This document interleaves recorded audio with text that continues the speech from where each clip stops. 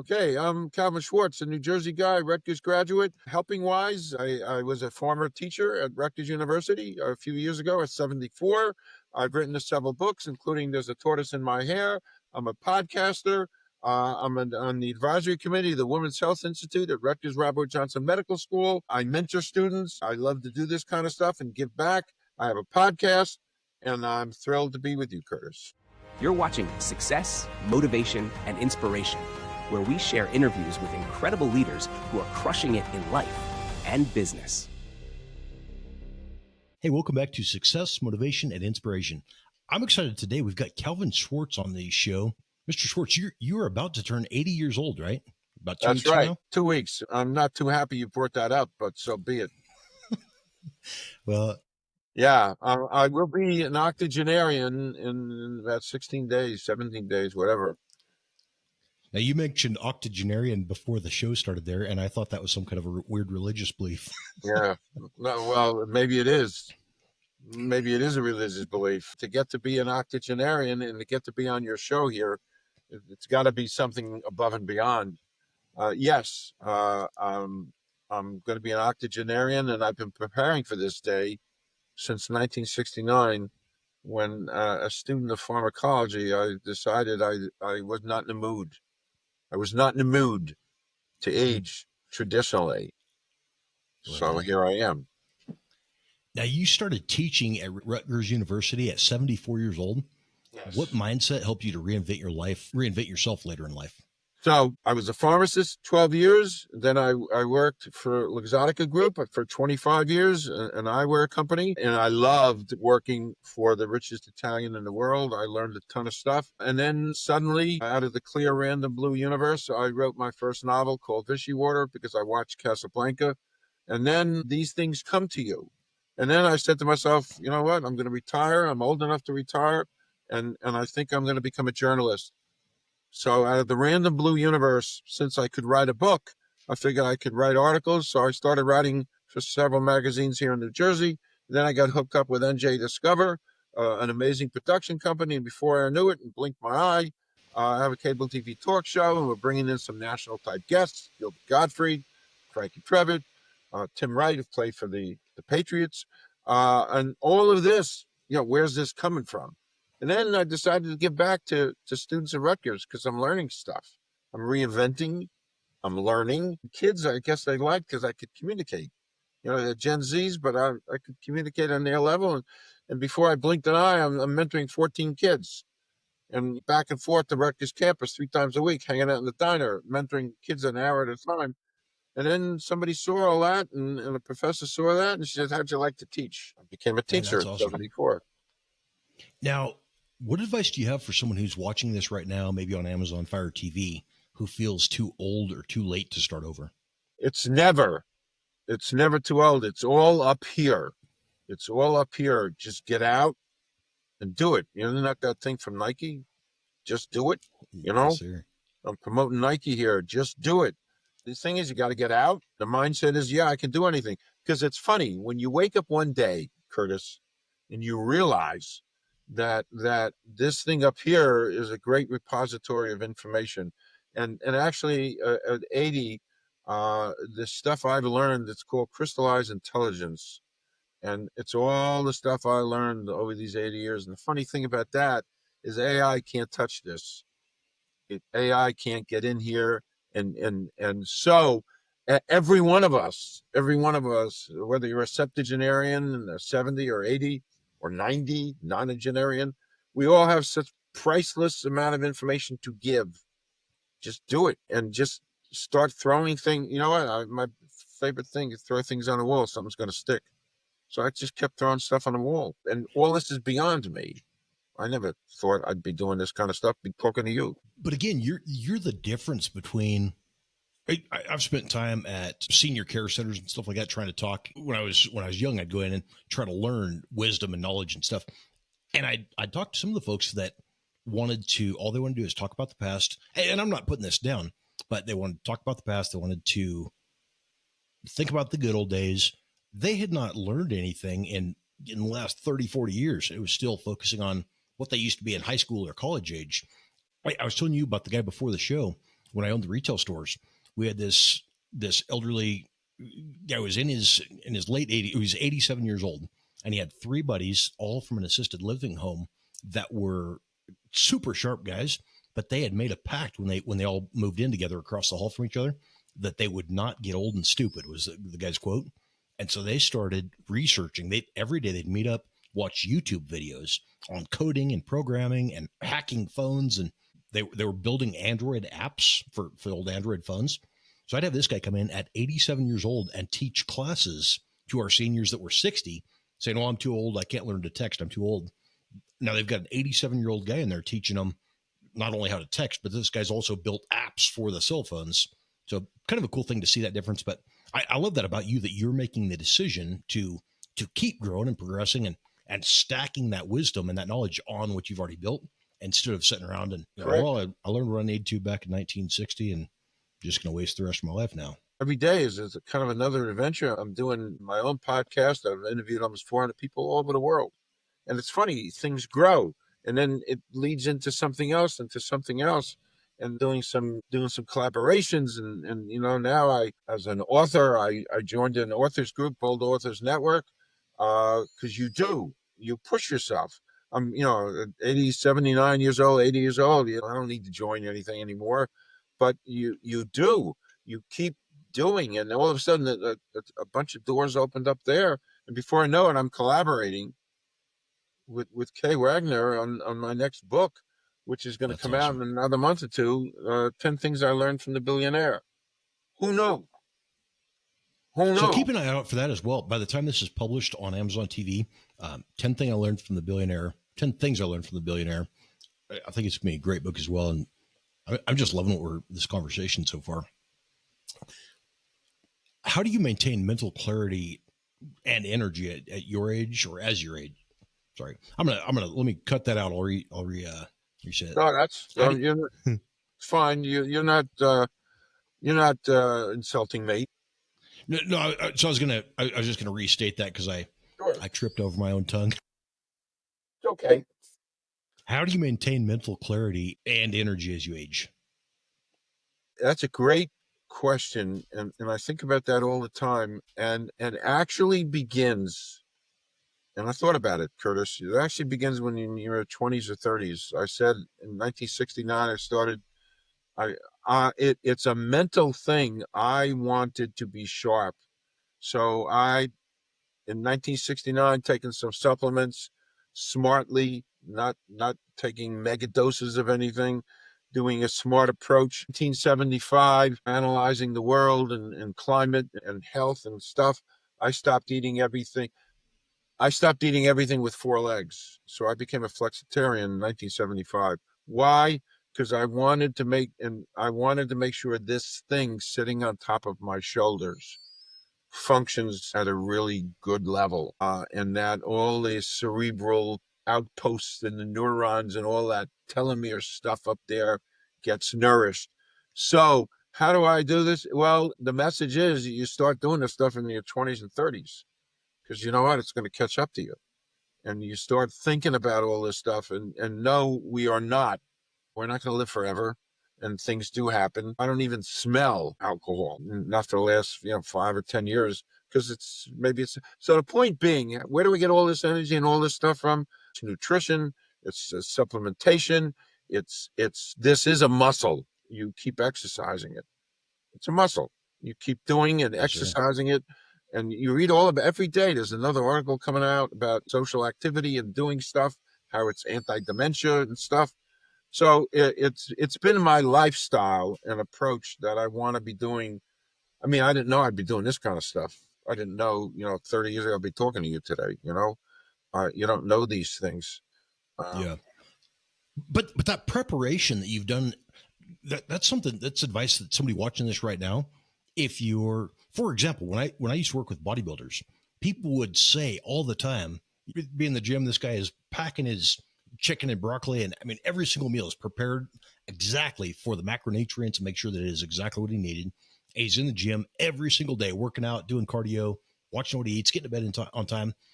And there was always somebody in the gym that'd come up and say, like, they're overweight and fat, and they'd say, I wish I had the body type like that.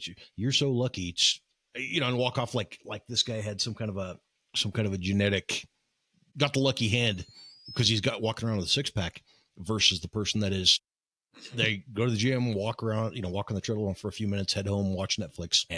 But it's all about what you're preparing for. The results don't show the day that you start doing the work, huh? Right. It's a slow, hey, it's every day and there's no rewards. It's a whole mentality. I've been reading for the last 10 or 15 years, 10, 15 articles a day. You keep reading and absorbing, and now you got AI to help you. So you're on top of everything. I say this all the time. I'd love to film my annual physical because I do all the work. I do all the work. I come in with my blood work. I've done my research. So it's all a mental attitude that begins. It's got to begin, 20, 30 years. You talk about the gym, a few years ago, a couple of years before the pandemic, hey, I ain't Superman. My knees are going, and you got all these little things going, happening. With the help of my physical therapist and my orthopedist, I then put myself in the gym, and I was doing, so my gym routine was 3 times a week. 3 times a week, I did my 20, 25 different exercises and machines. And it was great because my first day on my own without my helper there, on my own, I'm doing my 25, 30 exercises, and I'm on the abductor machine. I'm there at the gym, an hour and a half, 2 hours, 3 times a week. I'm there on the machine, and I'm doing my stuff. And like 1 foot away from me is the next abductor machine. And I see somebody had sat down on the machine, and I kind of look to my right, and I did a double take, and it was so out of body and so surreal. So I'm sitting next to Bruce Springsteen. Oh, wow. So as it turns out, he and that was our gym. That was his gym. It's my gym. And he and I are on the same schedule. So I saw Bruce 3 times a week for an hour or two for a couple of years. That's awesome. And that's something, just putting yourself in the right circle. For example, you end up at the gym, you're meeting people who are also doing the right things to look the way that they look. You start doing podcasts, like you've done hundreds of episodes, meeting some really interesting, cool people. Correct. Because they're doing the same work to get themselves in that same situation. I was privileged to interview John Petrelli, who is Sebastian Maniscalco's personal trainer. And that's like awesome. A wow. That's a wow. And, again, you just put yourself out there, you enter that world. And I've interviewed so many, people involved with physical therapy and health, and because you want to learn from yes, all these people. And it's just it's putting yourself out there. Now, I'll throw this out there real quick. I love Jesus. I believe he died on the cross to save us from our sins, price that I couldn't pay.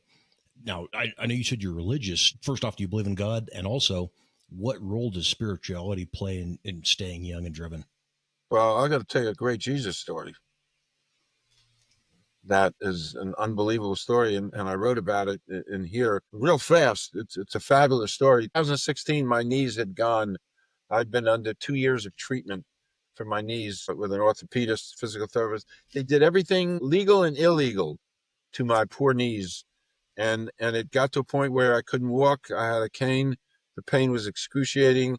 And I knew I'd have to get a new knee. And my wife and sister-in-law and cousin, we had planned a trip to go to the Holy Land and to go to Israel. And I couldn't go because I couldn't walk with the cane. And I didn't want to ruin it for them. So I said, all right, you know what? I'll go. I'm not going to be happy. I'll be in pain. I'll go. The quid pro quo is we're going to be there 12 days. I need 2 days for myself. I got to do what I got to do. And they said, fine. So my first day there, I went to the Church of the Holy Sepulchre in Jerusalem, very holy place. As soon as you walk in, you look on the second floor there, that's where Jesus was crucified. And then you walk further in, and this particular day, if you crawl through a little, like a tunnel, you go into a little room where Jesus' coffin is, where he was buried and where he was resurrected from. So they wouldn't let me take my cane in, and I couldn't use a cane, so I had to crawl through a little space. And there I'm in this very holy place, and I'm meditating because I'm a spiritualist, and I'm meditating and communicating for the couple of minutes I was in there. And then I go out and they hand me my cane back. And the next or the last day, I wanted to go to Nazareth to see Joseph's church and Mary's church. And Mary's church is Church of the Annunciation. And I'm all by myself. Nobody wants to walk with me because I walk so slow. I'm in Mary's church. I go downstairs and there's a shrine and there's a placard here. The world was made flesh. And I do my meditation, my own personal meditation, walking up the steps with my cane, a lot of pain. And I see there's a side entrance and I go to the side entrance. I take one step out and I yell, "Oh my God." And instantaneously, I felt this strange pain. And all of a sudden, Curtis, no more pain, no more cane. I got healed in Wow. front of 4 women witnesses. So I've been healed. Well, I can't play tennis. It's the real world. I cannot play tennis. But no cane, no pain, no new knee. Inexplicable. Not necessarily inexplicable for me, because there are things beyond, but I could tell. So I got healed. And, I wrote about it. And I wrote the Pope. That was Yeah, one you of the told me about that. That's awesome. I wrote the Pope because there's a whole series of these things that are inexplicable that I felt I wanted to share with the new Pope. Now, I just So bought a copy of There's a Tortoise in My Hair book before we got started here. I'm looking forward to reading the next one when it comes out as well. sure, thank you. Now, Thank you.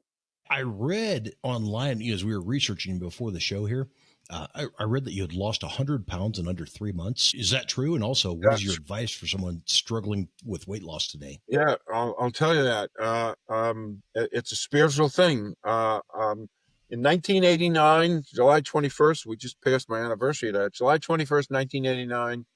I had a lot of issues, and I was not happy, and all kinds of stuff, and so I ate my way to 350 pounds. It was great. I mean, I had a lot of fun. I ate every deli. I ate every deli in the state, every bakery, 7-layer cakes, sub sandwiches, and I also smoked. Me, such a health fanatic, I smoked for 10 years. And one day I was walking up the flights of stairs in my house here, and I couldn't even get to the top of the stairs without gasping for breath. And it bothered me. And I got on a scale and I was 350 pounds, 349 Wow. pounds. And I went to bed. And that morning I got up, and if I could bottle this, if I could bottle this energy, this inexplicable spiritual stuff, I knew I was dying. I mean, I'm smart enough to know I'm dying. I can't go on this way. So I woke Yeah. up that morning, and something had come into me spiritually. It was powerful if I could bottle it. And I said to my wife, you know what? it was kind of like it was kind of like a line from The Godfather when Michael Corleone says, "We took care of the heads of the 5 families. We took care of all family business." And I said to my wife, "I'm going to take care of all my business today." She said, "What do you mean?" I said, "I'm going on a diet. I'm going to start exercising. I'm going to stop smoking." And she said, "You can't stop smoking and go on a diet. You got to do one or the other." I said, "No, I'm, I'm doing it all. I'm a man. I do what I want. I'm doing it all. I'm doing what I want." And it was so powerful that I put myself, I was doing 500 calories a day. And, yeah, it was a long time ago. So I was young enough to get away with it, sort of. I did 500 calories a day, one piece of chicken. I don't need red meat. One piece of chicken, no sugar, just smart. And I took my cigarettes and I crushed them. And every night I would walk a mile. And I was so possessed that in 2.5 months, I had lost 100 pounds. And Wow. there's a comedic element to this because it was during the AIDS epidemic, and I was selling eyeglasses at the time. And people who hadn't seen me in 3 months, saw me as a big guy, and now I'm not. So the word on the street was I had AIDS. People were afraid to go near me. I said, I'm just. It was a phenomenal thing, and I never looked back. It changed that piece of spirituality that came into me. And I never looked back. It did save my life. It was phenomenal. I was Yeah. so possessed, and I know I had help. I had help Yeah. to do that. It ain't easy. It ain't easy. But once you get into it, Curtis, after 3 or 4 or 5 days, you're in that groove. There's something to be said too for making the decision and sticking with it. The difference I see a lot of times with somebody who is still smoking, still going back over and over again. Well, I've tried to quit smoking 6 times, and I just keep coming back. And then they make the decision the next time. I'm gonna quit smoking. I just need to finish the rest of this pack. That one decision to let that keep control of them, just for that little bit extra time. By the time they get done, well, I had one yesterday, so I'm just going to do one today. I'm only going to smoke a half today, and then pretty soon they're back to smoking again. But I love that you brought that up as well. Just making the decision, sticking with it. When your wife's saying you can't do a diet and stop smoking at the same time, I do what I want. I'm in control of my body. This chemical or this food is not in control of my body. That's another powerful thing that I would love to hang out with you, just have a cup of coffee and I'd love to spend some time for it closer. Love to. Got a lot of stories. A lot of stories. I was reading online that you've done over 100 or over 530 podcast interviews, and I think you're closer to 600 now. What makes someone an unforgettable podcast guest? So it's almost 400 real interviews, and then there's another 150 or 200. You make some clips, and so the total package is close to 600 interviews and videos up on my website. Wow. Conversations with Calvin, We the Species, but you know what? There's so many interesting. I mean, I interviewed. He's one of the most fabulous and amazing people, Mustafa Omar, practicing Muslim, and he was a pharmacist in Egypt. I was a pharmacist in New Jersey. So there's a bond. And then he just didn't want to do it anymore. I didn't want to do it anymore either. So I left pharmacy. He left pharmacy. He wound up becoming a diplomat for Egypt in Beijing. Wow. And then he learned taught himself how to speak Chinese. And just brilliant. And then he didn't want to do that anymore. And then he decided he wants to become an investment banker. So he becomes an investment banker while he's in Beijing. And before he knows it, he's raised $1 billion for Middle Eastern agricultural products. Wow. And then he didn't want to do that anymore. So he wrote a book on how to help people change careers, which I've done.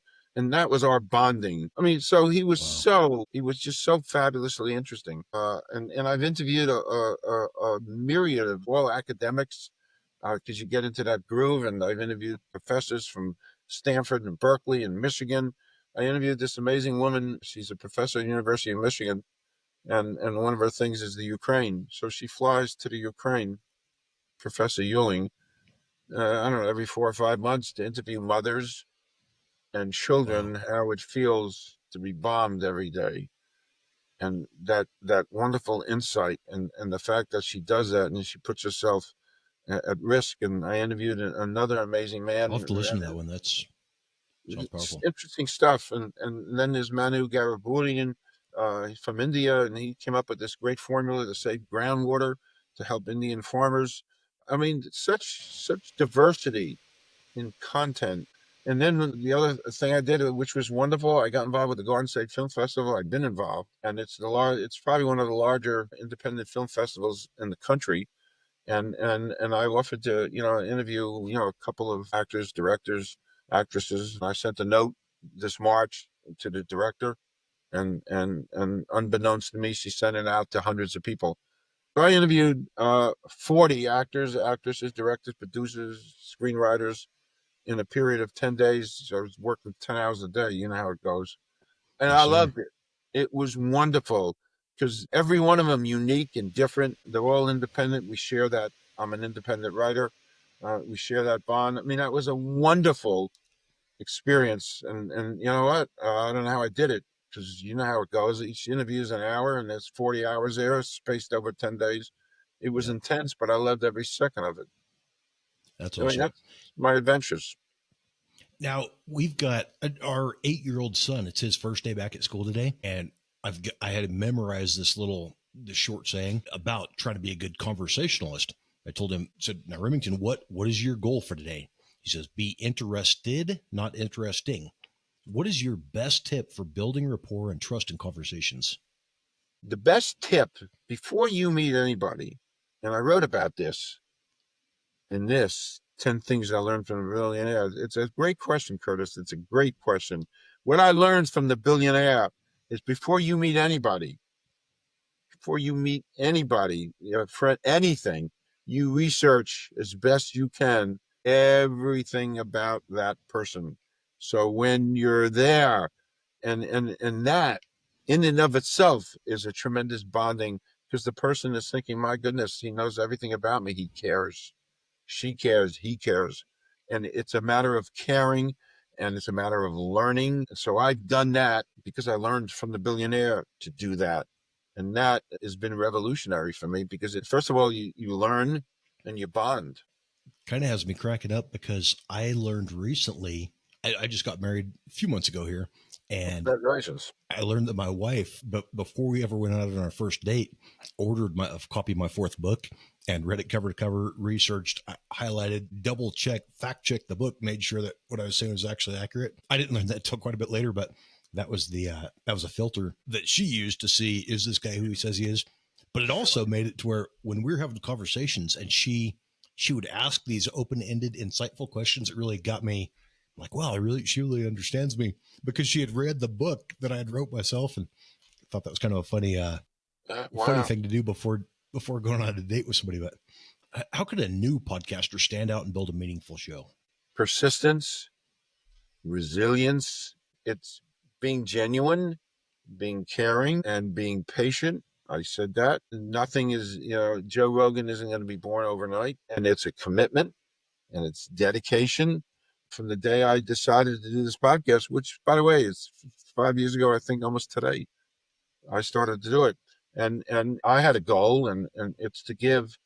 There are millions of amazing, wonderful people out there who do amazing, incredible things. They're not George Clooney, and they're not Oprah, and yet they deserve and should have some kind of a platform.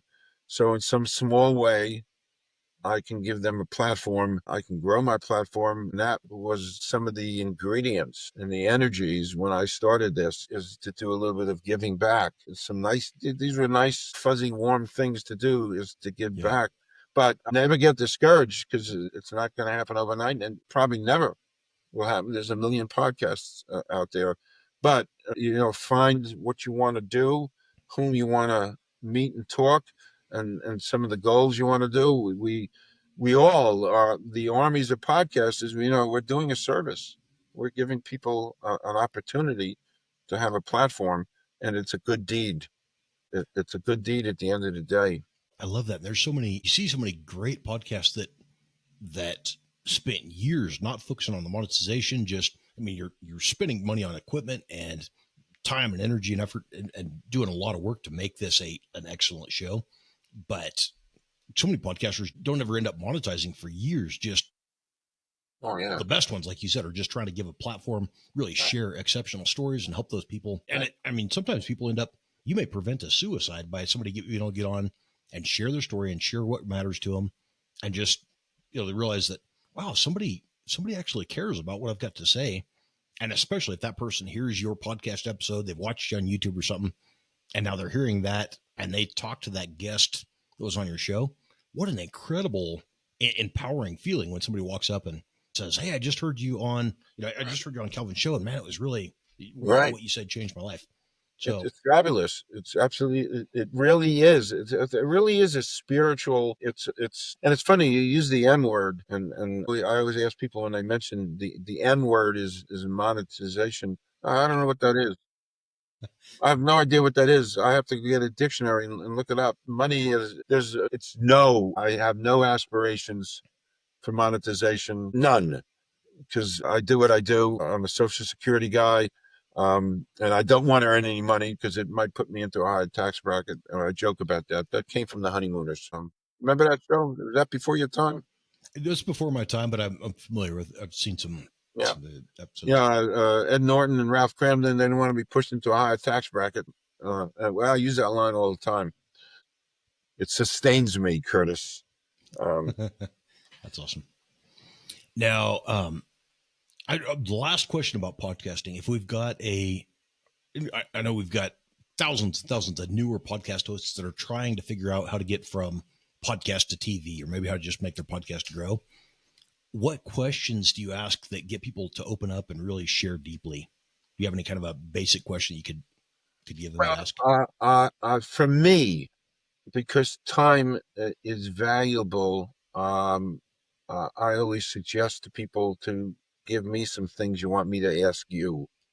And I always say parenthetically, we'll still have plenty of time to go off topic and to talk about things. But it's funny. When I started my journalism um, 14 years ago, just around now, there were two things I decided I would not engage in. It would be politics or religion, because at the end of the day, there's no winning and losing. And I joke about it. When I shave in the morning, I shave once a day. I look in the mirror and I see myself, my image of myself, and I talk to myself in the mirror. Don't tell anybody. Don't tell anybody I said this, but I talk to myself in the You mirror and just I told say a every few morning, 100,000 people. yeah, oh well, so be it. I say, Calvin, everybody likes you. There's no reason to dislike you. You're not talking about this or that, no politics, no religion. You're just talking about people and their journeys. For me, I don't want to be controversial. I don't want to be controversial, and there's plenty of people out there, and time for people to explore. And the name of my podcast is Conversation with Calvin, We the Species. Because bottom line, at the end of the day, we're all just one. We're all just one. And I came out of the '60s, Curtis, and the war in Vietnam and civil rights, and I was involved in a lot of stuff, and so my values are really good. The back cover of my novel is this picture. I drew that in 1970 as an Wow. expression of peace and brotherhood and war and peace. I sound like Tolstoy now, but whatever. So my values are good. And, it's so I just avoid, heavy duty stuff. I interviewed this wonderful couple. I wrote a book about being married 50 years, 60 years. And a lot of that is involved with Jesus. And hey, that's great. Let's talk about that. I interviewed one who flies to the Ukraine every few months. So, but there's so many other things to be concerned with. So I let others do it.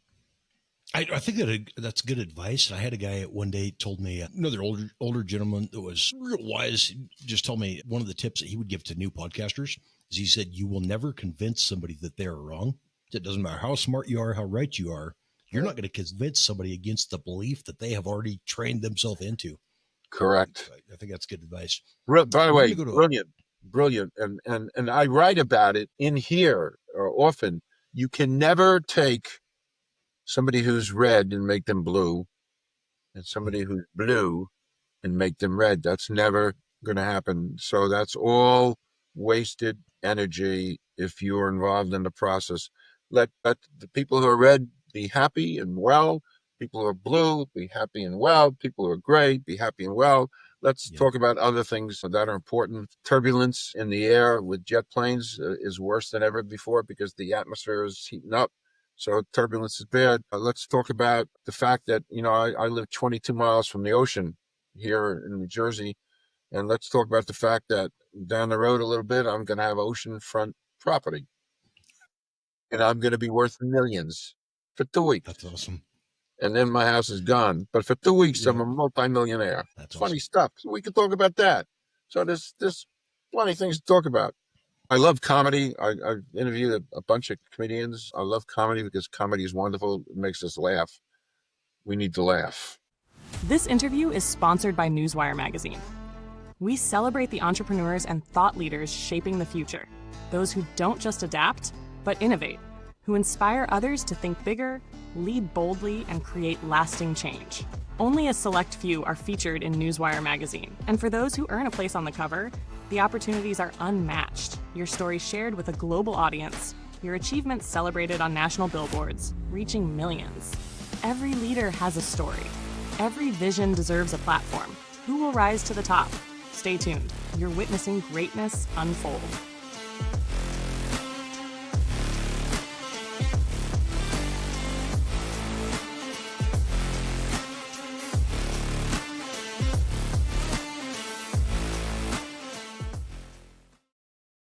Hey, welcome back to Success, Motivation, and Inspiration. Today we've got Mr. Calvin Schwartz on the show. Hey, Calvin, what sparked your shift transferring from pharmacist to novelist? Spirit. I was a pharmacist for 12 years. I probably, and all the components of being a pharmacist, I hated. I hated math, hated. I hated science. I hated chemistry. I hated physics, but I was forced into the profession because my mother wanted me to be like my uncle. And I did pharmacy for 12 years. And because I am, and of course I've become so much more spiritual over the years, on February 12th, 1981, I woke up that morning and I was just like when I decided to lose 100 pounds.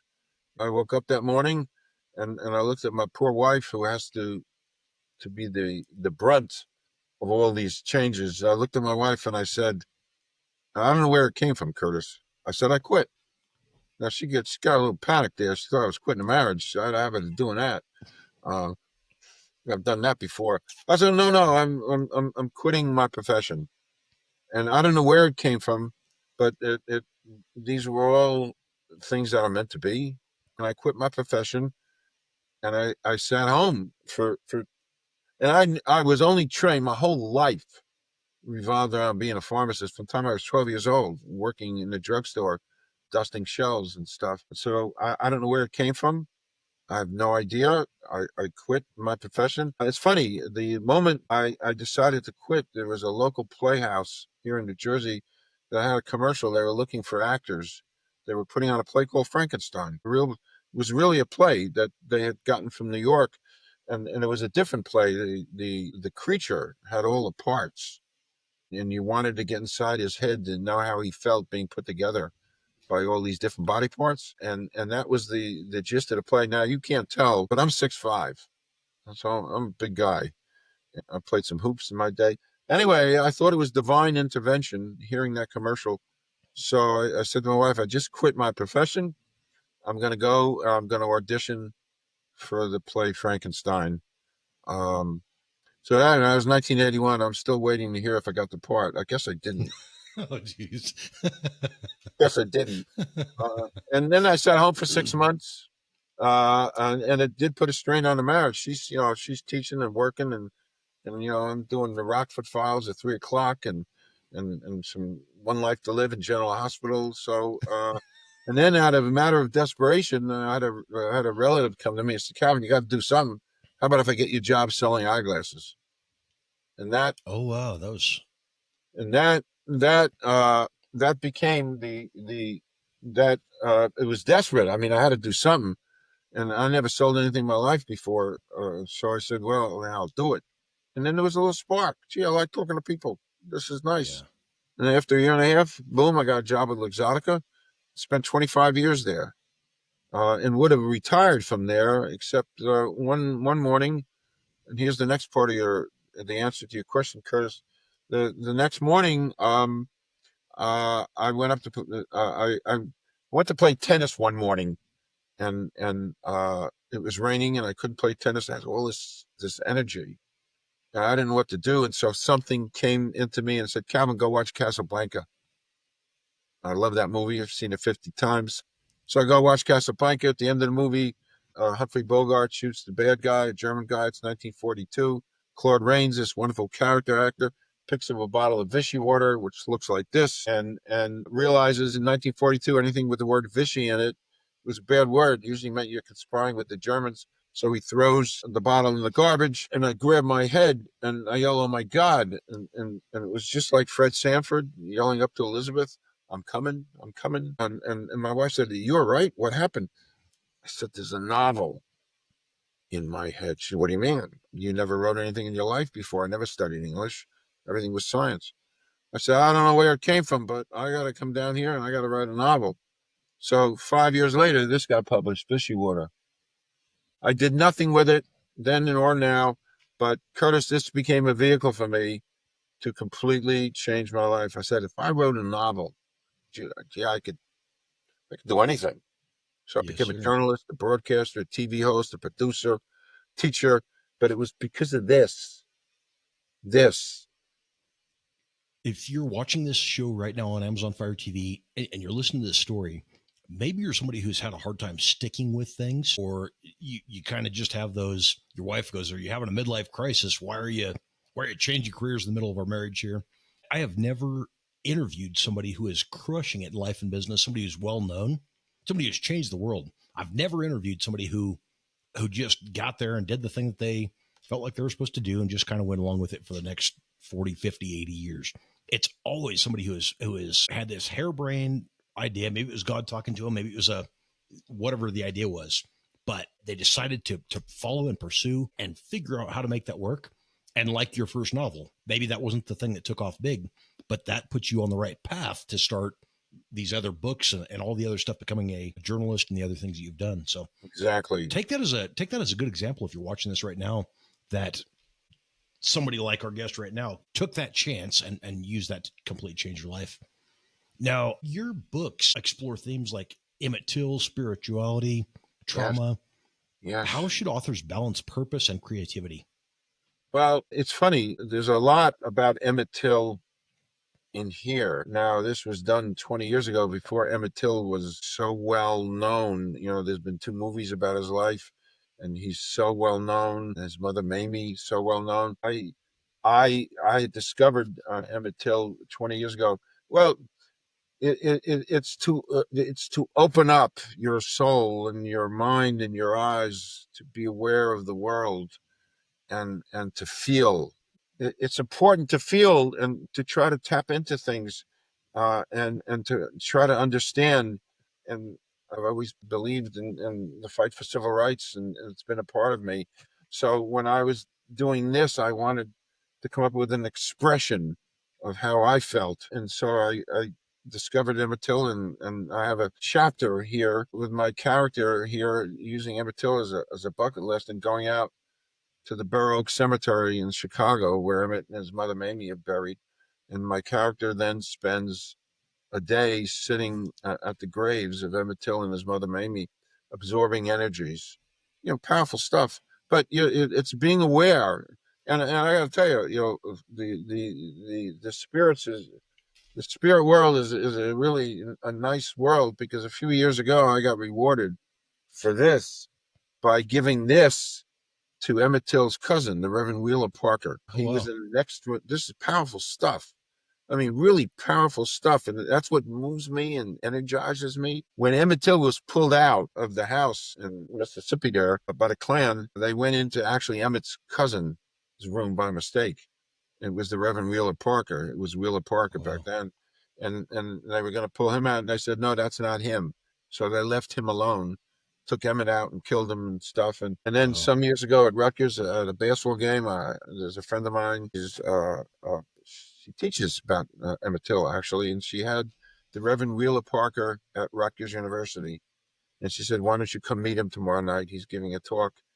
And I said, oh, wow. And I gave him a copy of the book. But that's the full circle of life. So if you engage and if you believe and you care and there's good things, somehow I think the universe kind of rewards you. So that's one of the things that inspire me.